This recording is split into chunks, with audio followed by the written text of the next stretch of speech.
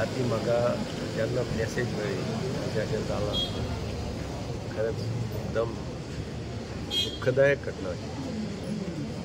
कारण एक मास बेज आशिल्लो लिडर, जेका आमी लिडर ऑफ द मासीस म्हणटा, असो रवी नायकाचें हांवें लागींच्यान सगळें काम पळयलें.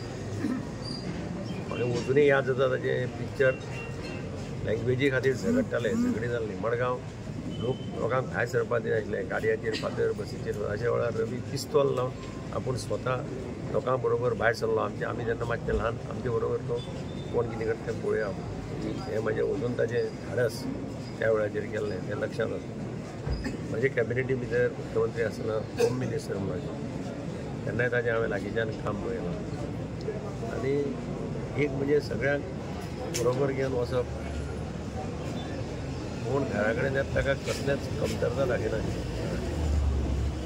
सामकें म्हणजे खावपाचें जेवपाचें हांवें ताचे सारको आनी मनीस पळयलो. दिल्ली गेलो जाल्यार दिल्ली खंय वता थंय तो सारको.